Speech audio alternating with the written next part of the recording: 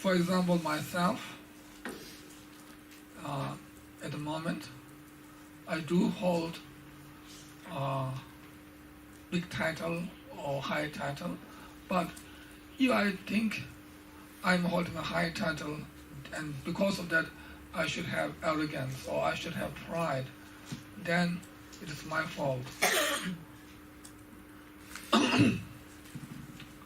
The real high or low cannot be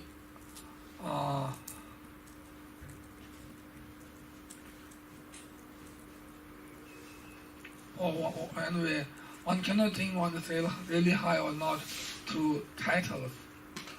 One cannot say that person is high or that person is low through their titles. So how we should look is that we should look their realizations, their practice. Even they don't hold any titles, but if they are a good practitioner and if they have gained very high realization, then although such person is not holding any high titles or not holding any big names, but that person is the true highly person or qualified master or qualified practitioner. So external names is not important. External titles are not important. External fame is not important. External power is not important. The important thing is the inner quality. The important thing is the inner realization. The important thing is our own inner wisdom. If we have great wisdom, then that can really serve many sentient beings, and that can really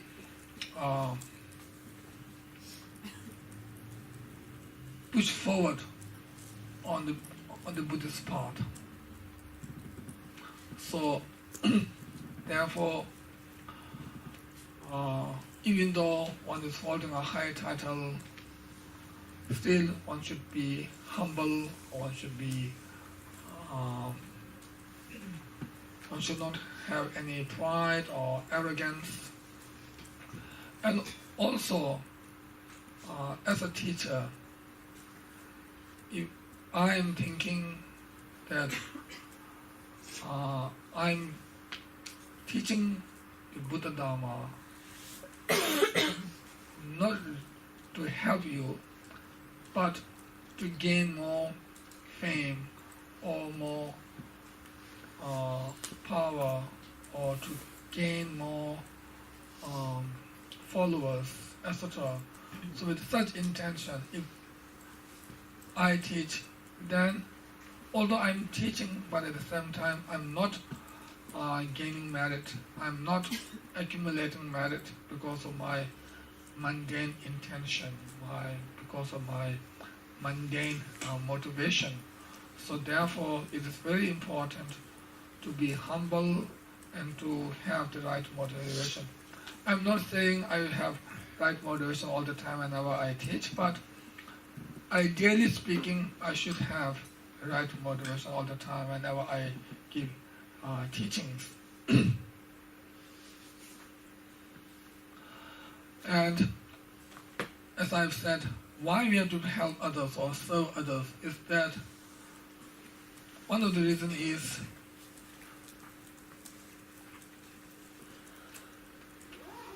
oneself wish to gain happiness. Similarly, every sentient being also has the same wish to gain happiness. And oneself wish to overcome suffering. Similarly, every sentient being also has the same wish to overcome suffering. No one wish to experience suffering. Every one of us has a wish to gain happiness. So therefore, we all have the same wish, we all have the same goal. So because we have this common goal to achieve, we should not think of oneself alone. Instead, we should serve others. We should try to achieve this common goal. So this is one of the reasons why we have to serve others. And then another reason is that in the Bodhisattva Chaivatara, the great Acharya Shantideva said,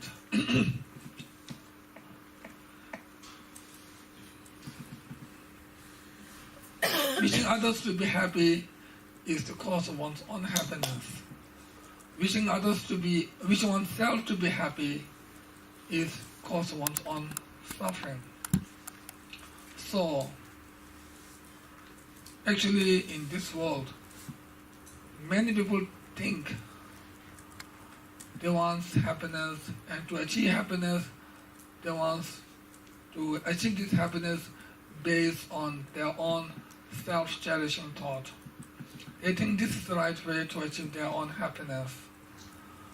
But actually, any action that is performed out of one's own self-cherishing thought is not the cause of happiness. It is the cause of suffering. But we, as an ignorant person, we don't know that this is the cause of suffering. So, therefore,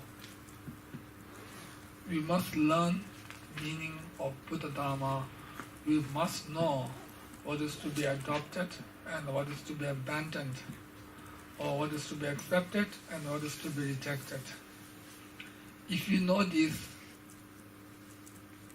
if you know what is white and what is black, then we should put effort to do more positive actions and try to reduce and remove the negative actions. So, because helping others or wishing others to be happy is a cause of happiness, so therefore one should serve others. So this is one of the reasons why we have to serve others. And also, we as a Mahayana Buddhists, which means we have already received the Bodhicitta vow, and at the time of receiving the Bodhicitta vow, we have promised that we will serve others, we will serve all the sentient beings, we will help all the sentient beings without any exception or discrimination. So this promise is like sending an invitation to many guests to come. And after sending the invitation, after all guests arrive at one's house, and after that, if you don't look after the guests, if you don't make warm reception, or if we don't have very good hospitality to our invited guests, then it is not right. Once we have invited, then we should look after the guests in a proper way. That is the right way to do. So then it means we are doing what we have promised. We are not breaking the promise. So similarly, at the time of receiving the Bodhicitta vow, we are promised to help or serve all the sentient beings. And after having such promise, then in our daily life, if we just ignore others, if we just think of oneself alone, then it means we are not doing what we have promised. What we are doing and what we have promised are two different things. So it means we are breaking the promise. In the mundane world also, a person who has promised to do something and if that person is not doing what he or she has promised, then it means that person is not a good person. Good person will never break the promise. So, therefore, since we have promised to help or serve all the sentient beings, so to keep the promise, we must serve all the sentient beings. So this is one of the reasons why we have to help others. And then,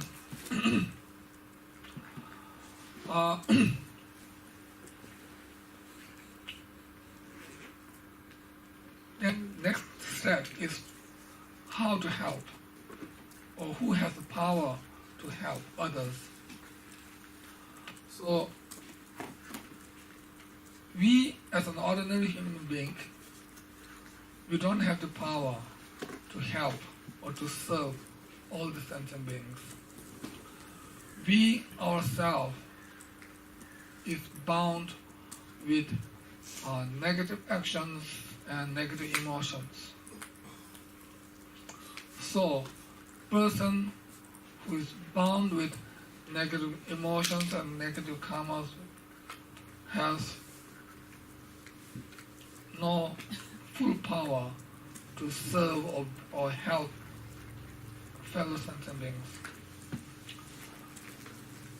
beings. Also, for example, if one does not know how to swim in the ocean, then it means one will drown in the ocean, in the big ocean. So this person who is drowning in the ocean has no power to rescue fellow sentient beings who are also drowning in the ocean. If one cannot rescue oneself, then how can that person can rescue others? It's not possible. So similarly, at the moment, we don't have the full power to serve others because we ourselves is drowning in the ocean of samsara.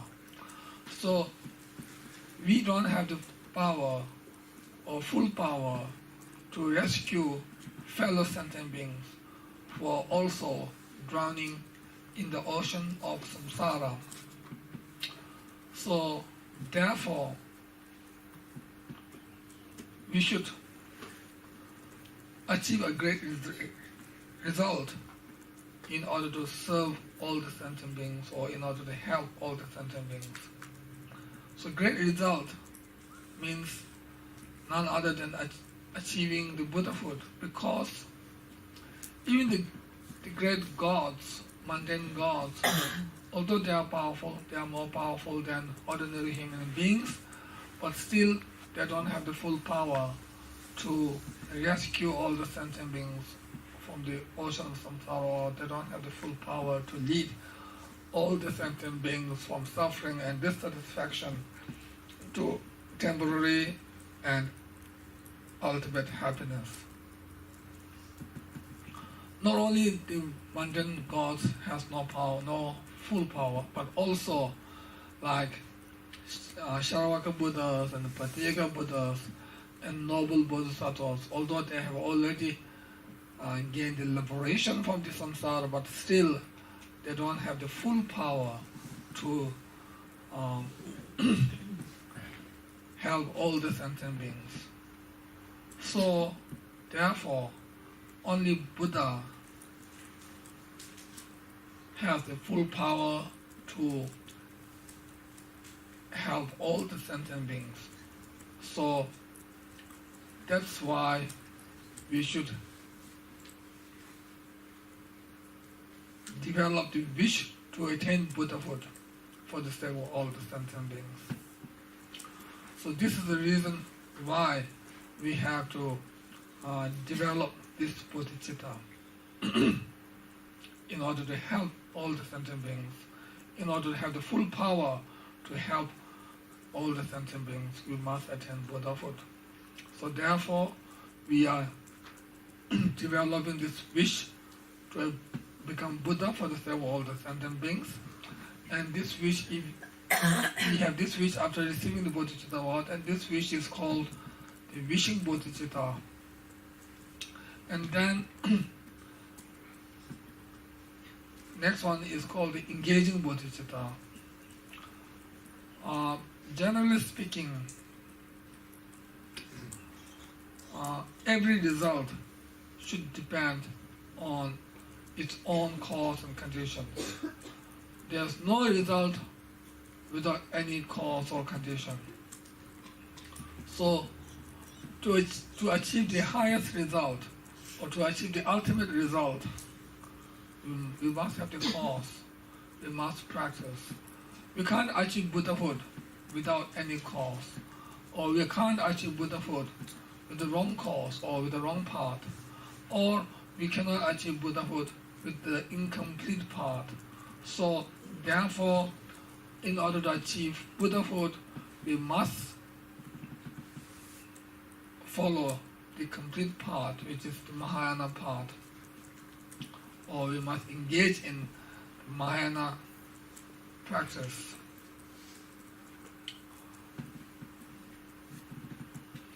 So that is the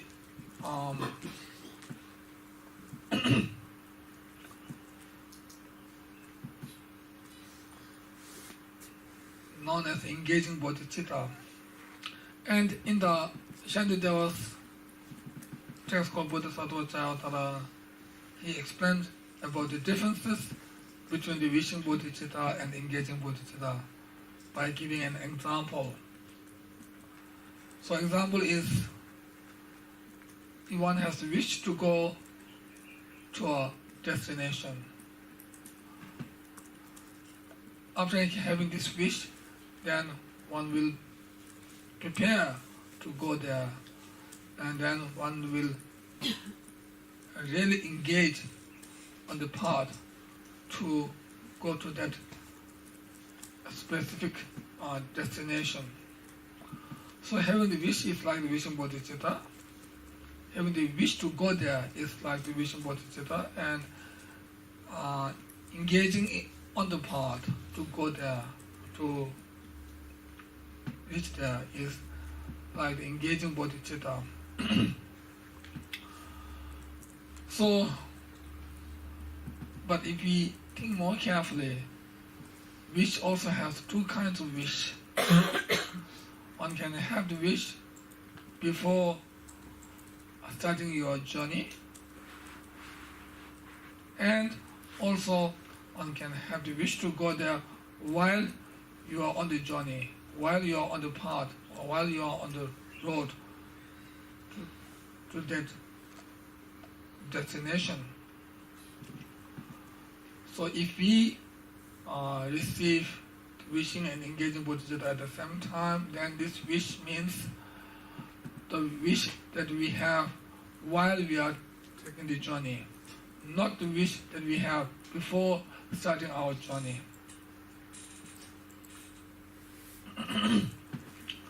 So while we are going, or while we are on the journey, if we change our mind, or if we change our wish, then we might return from the halfway. Or we might return while we are on the journey, we might return back. But we will not return if we still have the wish. While we are taking journey, if we still have the wish to go there, then we will not return back, we will not change our path, we will continue to go on the journey. So when we take the wishing and engaging bodhicitta vow at the same time, then this wish means the wish that we have while we are taking the journey, not the wish that we have before taking the journey.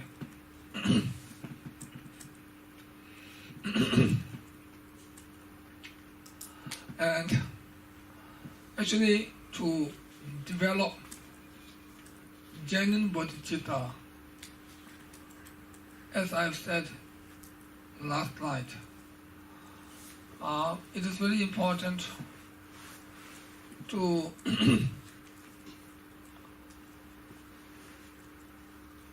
focus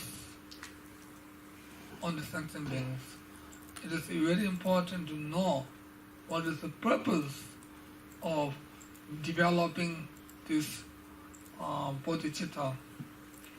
Without knowing the purpose, if you try to develop bodhicitta, then it is not possible. It is not possible to develop genuine bodhicitta without knowing the purpose of developing the bodhicitta. So the purpose is not for one's own sake, not for the sake of few limited beings, but for the sake of all the sentient beings. So it is very important to recognize what all sentient being means, or it is very important to recognize our purpose. With such recognition, then we can develop the genuine bodhicitta. So sentient beings are very important for us. We should not disrespect any sentient beings. We should respect every sentient beings, because they are the cause of our Dharma practice. They are the cause for us to become a Buddha. So, in short, there's two fields through which one can become Buddha.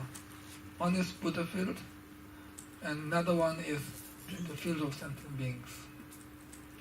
With these two fields, one can become Buddha. If one of these fields are missing, then one cannot become a Buddha.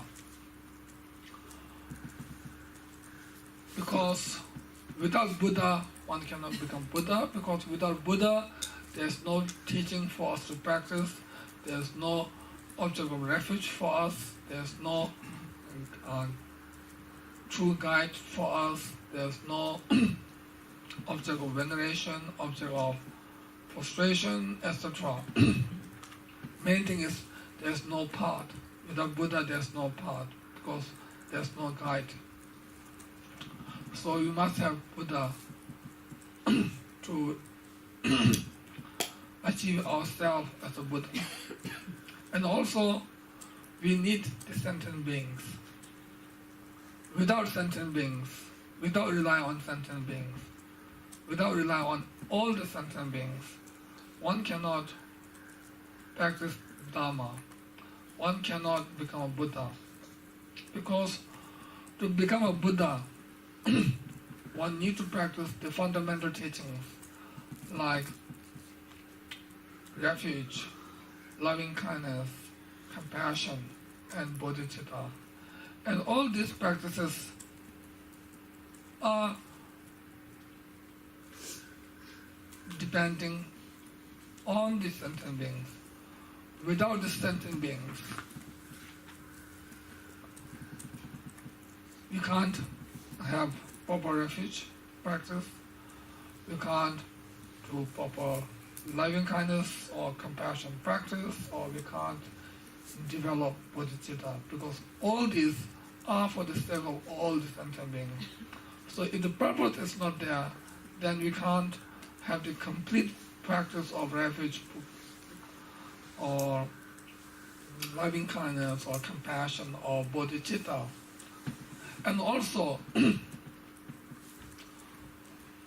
for example, the beggar is not the obstacle for us to practice generosity or for us to practice giving. Beggar is not the obstacle. Instead, beggar is the one that helps us to practice giving, or that helps us to practice generosity, that gives the chance for us to practice generosity or giving. So beggar is not the obstacle of our practice of generosity. It is the other way around. And for example, when we practice patience, we can practice patience when we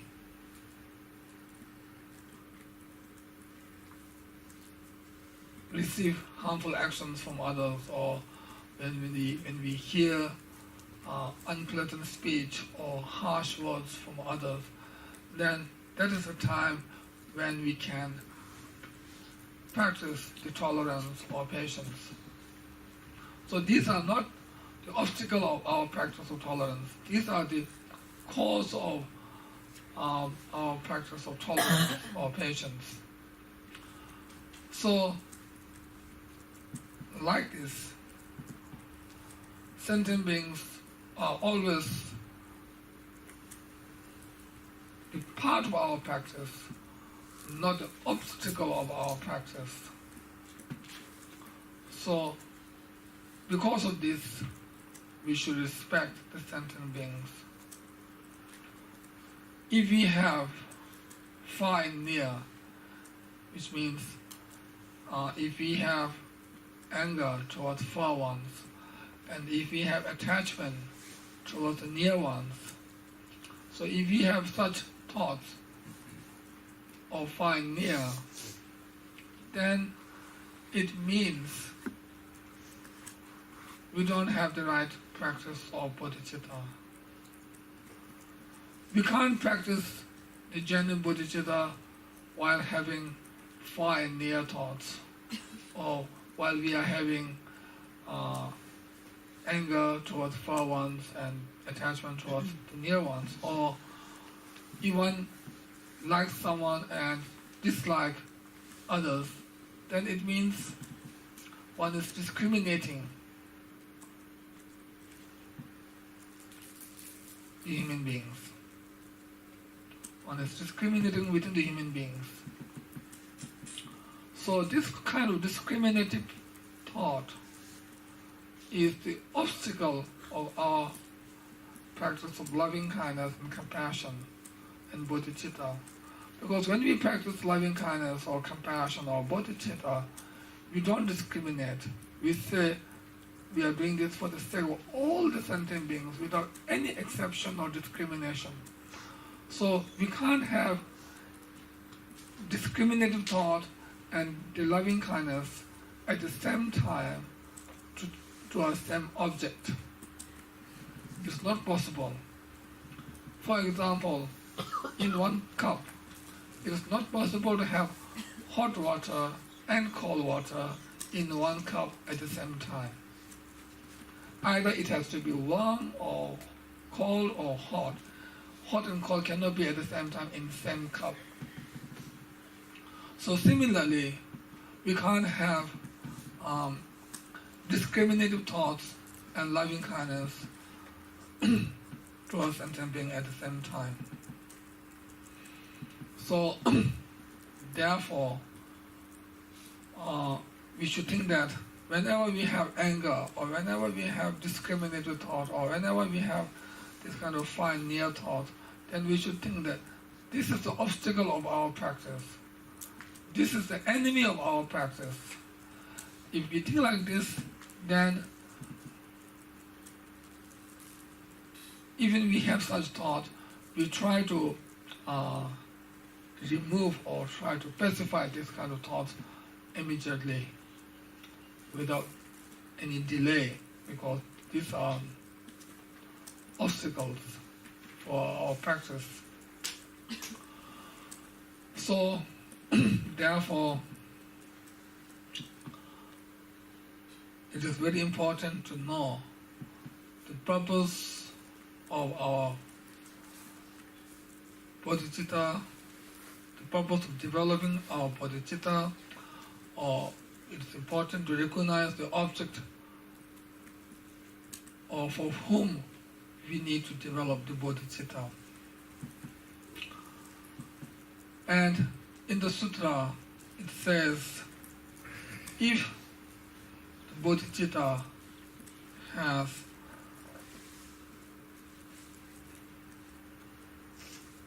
it benefits of